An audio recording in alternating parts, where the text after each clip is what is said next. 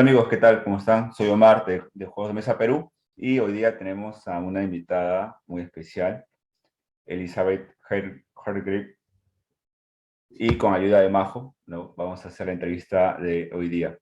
¿Qué tal? ¿Cómo está Majo? Yo muy emocionada de tener a una de las grandes representantes de los juegos de mesa aquí con nosotros en este día, así que emocionada por las respuestas que podamos obtener de las cosillas que hemos juntado para las preguntas. Y Elizabeth, ¿qué tal? ¿Cómo estás? Estoy bien, gracias. Elizabeth nos contaba que hablaba poquito español. Sí. Poquito. Falta práctica. Bacán. Perfecto. Bueno, empezamos. Bueno, Elizabeth, bueno, ya muchos la conocen, es autora de, acá tengo por acá, el jueguito, Wingspan, y del juego Mariposas, que también lo tengo. Acá.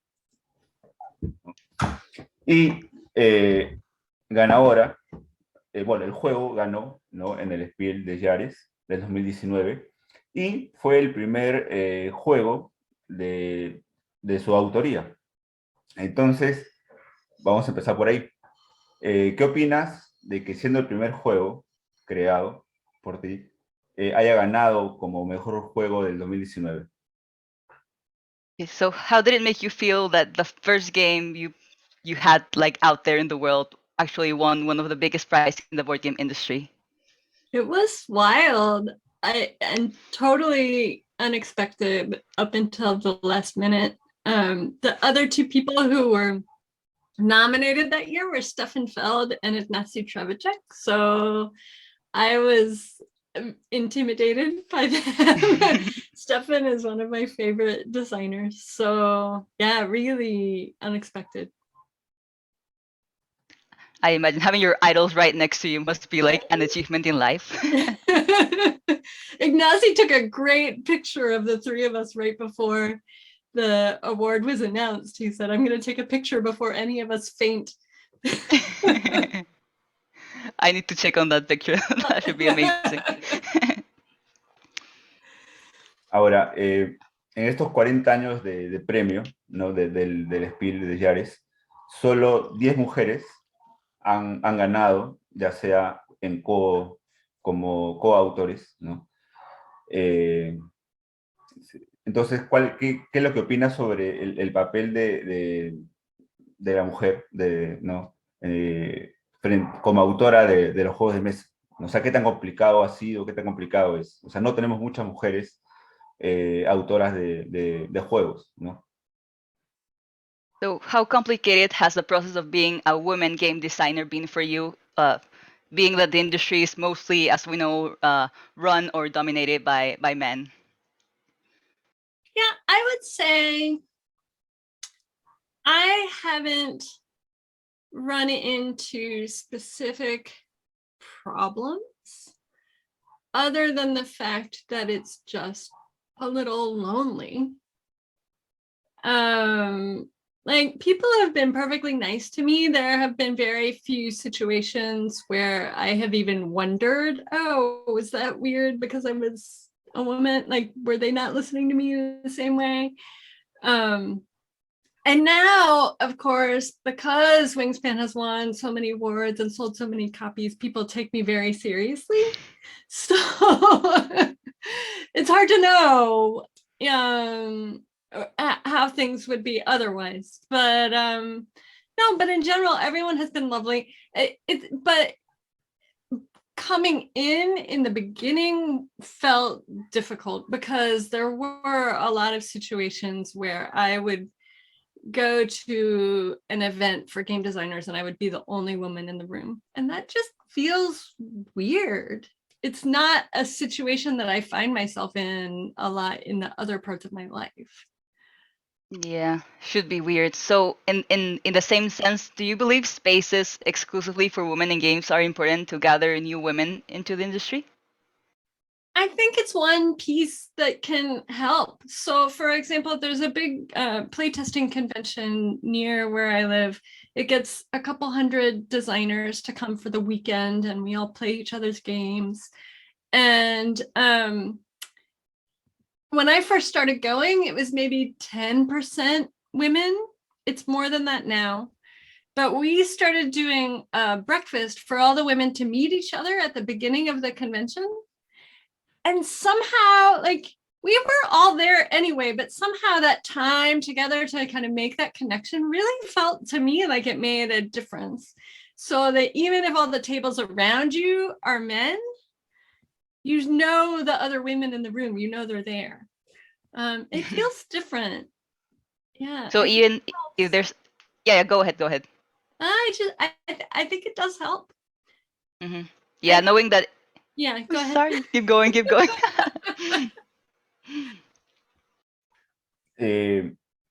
Elizabeth cuenta con una plataforma. He estado buscando, bueno, he estado revisando. Hay una pestaña donde aparece una lista de 200 mujeres autoras de juego, ¿no?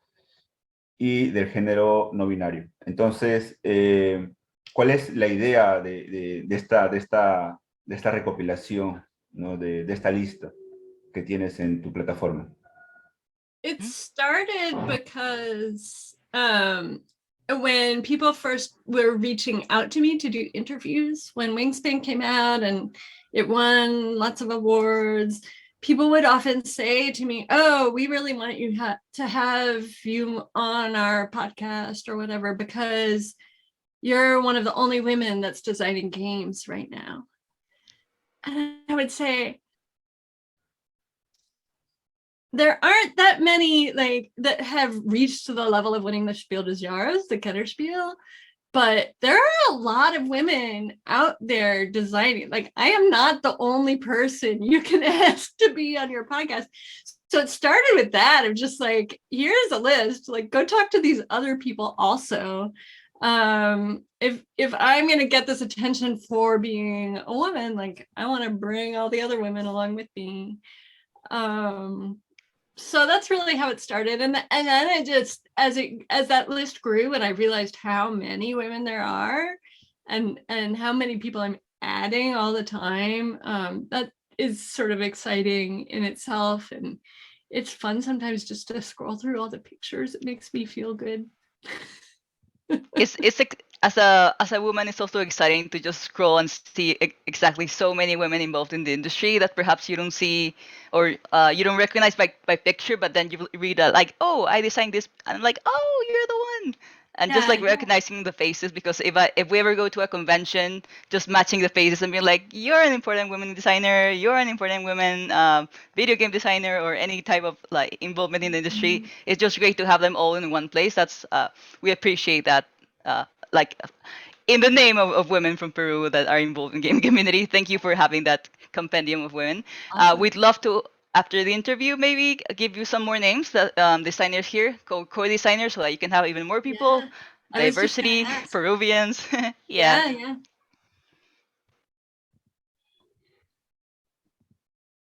A ver, acá está. Esta es. Ahora, buscando, bueno, hay varias autoras, coautoras, no solo autoras, también hay diseñadoras gráficas, parte del equipo de creación de los juegos, y buscando en Latinoamérica, ahí está Elizabeth.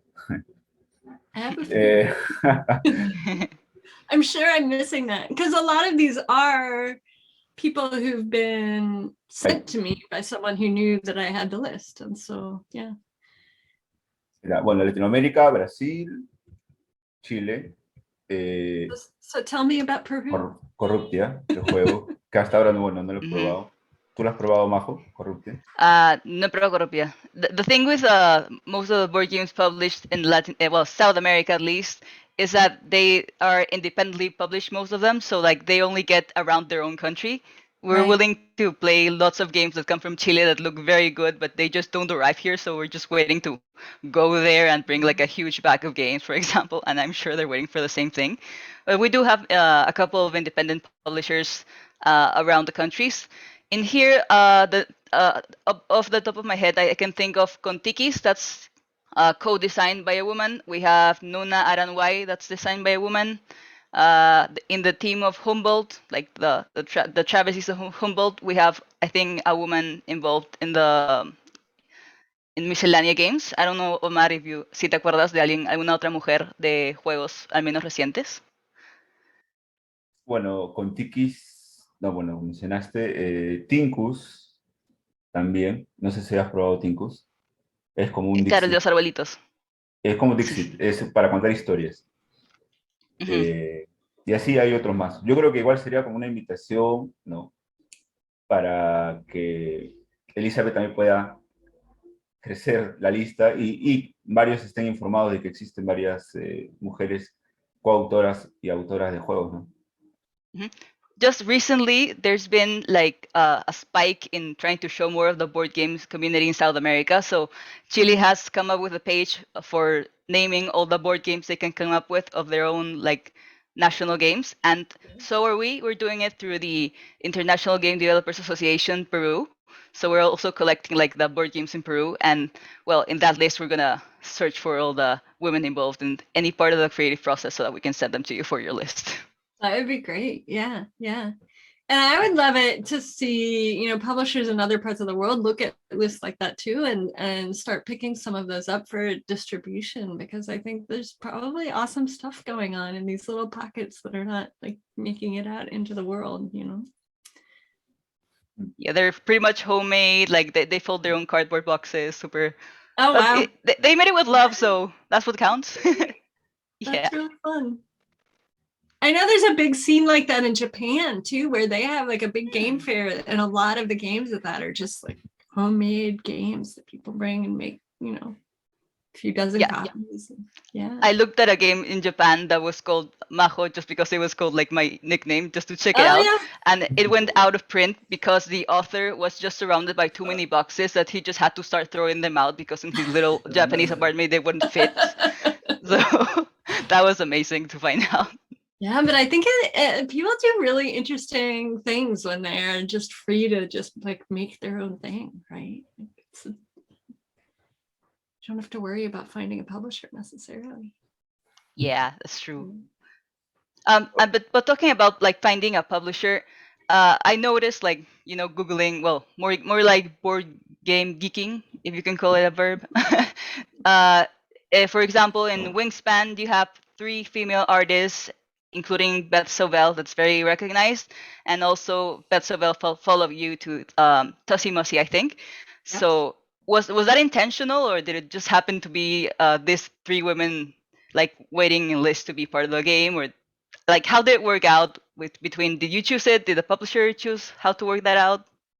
The publisher chooses the artists, but they asked my opinion, and I said Beth Sobel, and she didn't have time to do all of the original illustrations for all the birds because it's just so much work. And so they actually found Natalia and Anna, because Natalia lives in the same, or at the time was living in the same town as Stonemeyer Games, and her kids went to school with one of the guys there.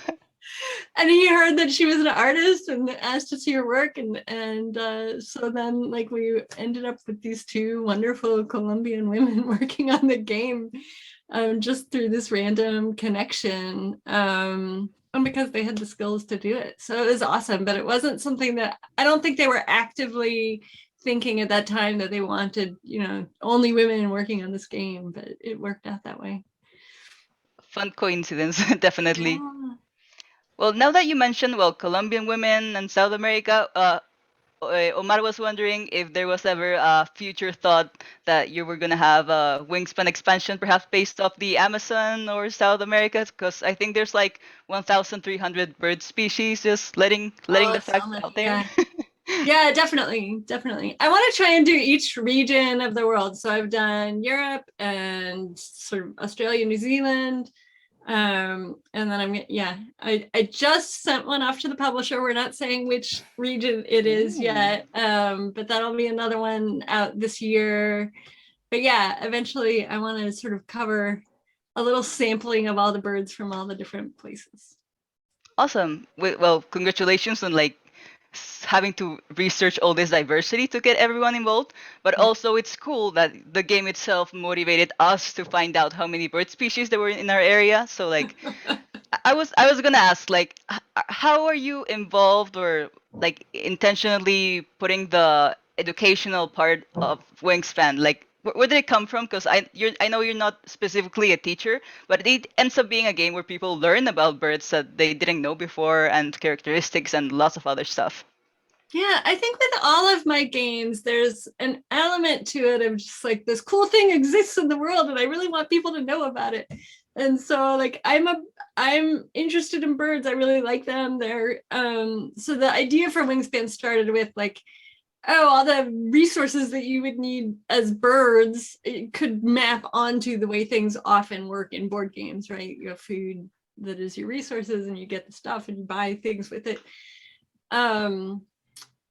And then some of the other information, like the little facts on the bottom of the cards, came later, really to explain some of the powers that I gave to the birds, because some of the powers actually directly relate to the bird behavior, which was just something I thought was fun. Like, I enjoy that it helps teach people about the birds, but I never wanted it to be an educational game in the sense that you have to actually remember any of the information, right? Like, so many educational games are very much about the trivia, and you do well by remembering it. And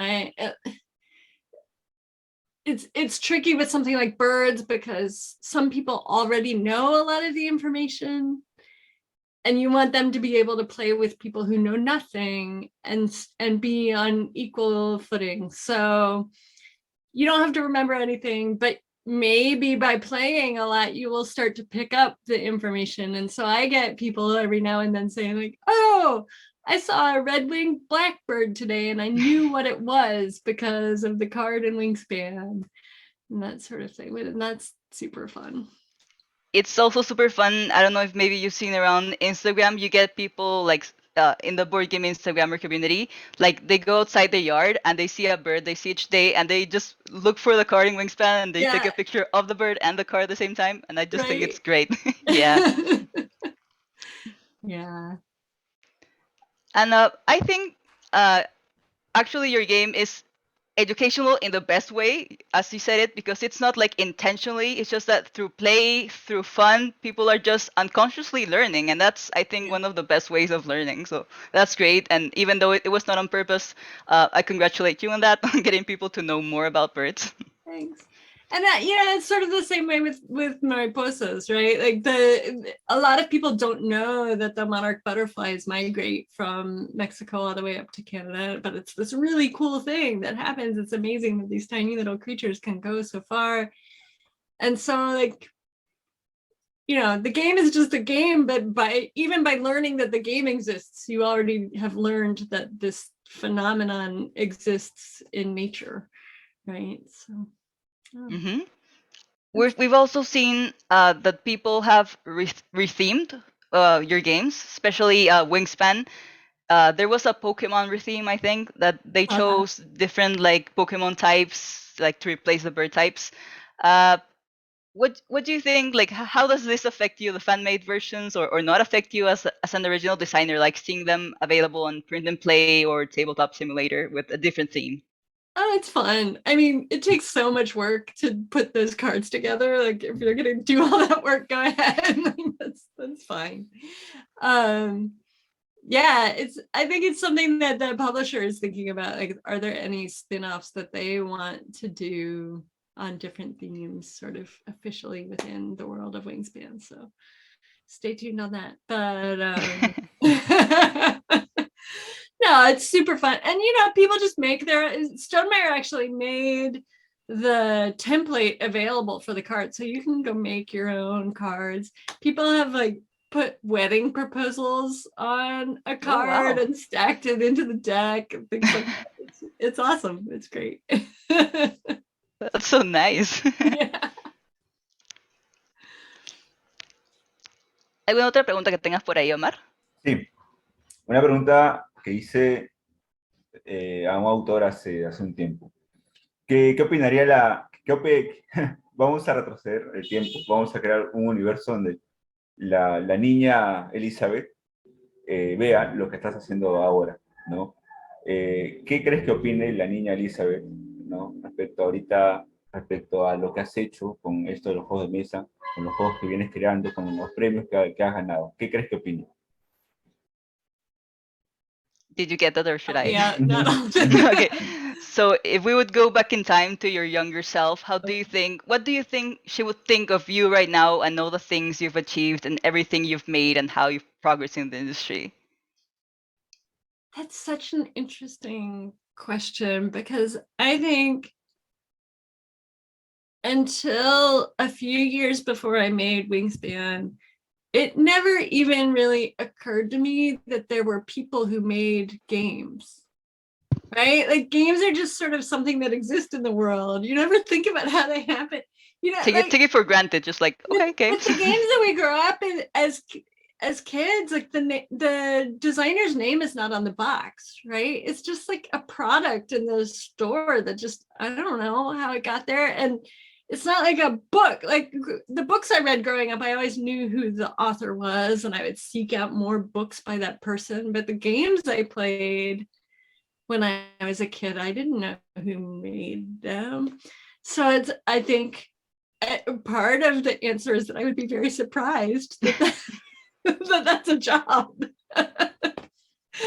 First of all, stopping to be like, yeah, no, oh, people make games, right? right.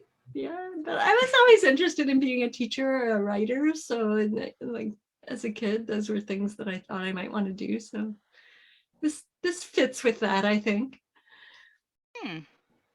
And linked to that question, do you believe that there's perhaps an inherent responsibility as a woman in the game industry to put yourself out there to be seen in public?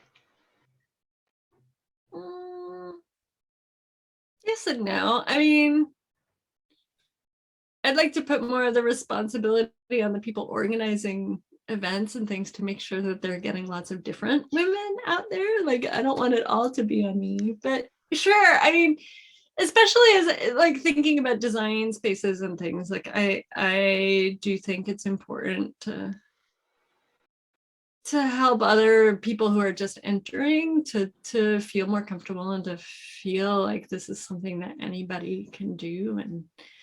And I do think that me being visible helps with that a little bit. Mm-hmm. In the case of our country, for example, we have an organization called FemDevs in Peru that helps the female developers, especially around video game design, but also like they run little workshops exclusively for women and girls in school who are still like waiting to see what they grow up to be, and they teach them a little bit of programming, a little bit of art, a little bit of game design. So I think it's a very nice initiative, and the world could use more of those like everywhere. I think. That's great. Yeah. Bueno, escuchando otras entrevistas, ahí sabemos que Elizabeth crea Wingspan al pensar, ¿por qué no hago algo que me gusta hacer? ¿No? Había visto los típicos juegos de guerra, ¿no? Batallas, entonces quiere crear un nuevo juego que le gusta, pero ahora, para las editoriales, un juego de pájaros, ¿no? Aves, como que, y siendo una autora nueva, ¿no? Entonces, ¿crees que las editoriales ahora, bueno, luego ya del éxito, imagino que las otras editoriales ya se habrán ahí arrepentido, las editoriales, ¿crees que ahora están apostando por gente nueva, ¿no? ¿Qué opinas sobre eso? So based on the success of Wingspan as your first game, do you think nowadays perhaps editorials and publishers are giving new people more chances than they did before? That's a good question. I don't know. It would be interesting to ask some publishers about that. I hope so. Because I do think that one of the things that reinforces the fact that there are so many more men who have published games is that a lot of publishers give preference to people who have already published a game. Mhm. But if all of the games are by men, then you're giving preference only to men. And so you have to get new designers in somehow. It's hard because for a publisher, making a game is a big risk. You have to pay to make this stuff that people may or may not buy. So of course, it's a smart business decision to work with people who are already published, who have a following of their own. But if you want to really grow the industry, I think you have to keep bringing new people in. So publishers out there, if you watch this interview, you know what to do. Yes. In that same sense, though, what do you believe to be a good plan of action to increase diversity, like in the game industry? Any loose ideas, principles would be fine. We don't need a detailed step-by-step plan, of course. I mean, I think that's a big one, is finding new designers from different backgrounds, specifically, not only women, but people from other parts of the world, people from different ethnic backgrounds, because I think we will see more diversity in the games themselves if we have more diverse designers. And I hope that would then make more people interested in playing the games. Because where do you get designers? You get designers from out of the pool of people that have been playing games for a while. And so I don't know how it is in Peru, but in the United States, historically, gamers have been overwhelmingly men. And changing that is partly just changing society in general, but partly I do think that there, when you read a rule book and it talks about the player as a man and calls the player he through the entire rules, like, how does that feel to women? Like, are you telling them that you don't expect them to be there? Does that have a little subtle influence on whether they feel like games are for them? So, like, yeah, having designers from different backgrounds, having staff from different backgrounds who will notice things like that and make the games more welcoming. I think the answer to getting more diverse game designers is partly just getting more diverse gamers. Mm-hmm. You just reminded me of, for example, there's a new edition of Love Letter that, like, from the original version, that's now more ethically diverse, and I think that's great because representation matters. Like, even if in the only one illustration it looks like you, your mom, your auntie, you're probably more likely to be like, "Yay, I'm in the game." Right.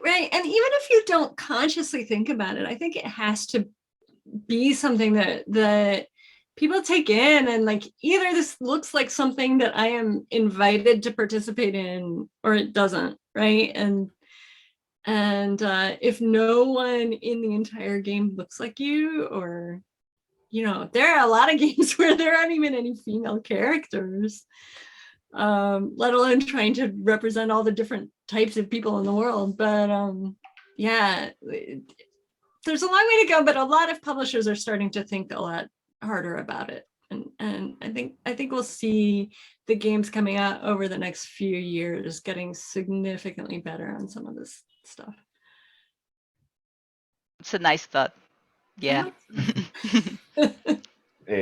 Ahora, hablando sobre el lado jugo como jugadora de juegos de mesa, ¿qué es lo que crees que es necesario para que tú digas, este es un buen juego?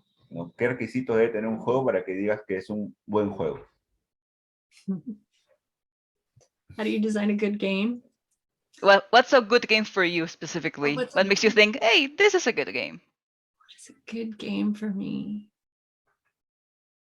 I like games where you're building something up and maybe there's some interaction with other players, but they can't really fundamentally break the thing that you're building. Which, that's Wingspan. Yeah. So I don't know. Yeah. Lately, I've been playing a lot of Terraforming Mars, and then I just got a copy of Arc Nova. I don't know if that's out in South America yet, but it just came out in German at Essen last year, and is just now coming out in English. But it's another like big meaty engine builder, but it's about building up a zoo. So that's fun. And I'm on a card in it, so that's extra fun. Oh, awesome.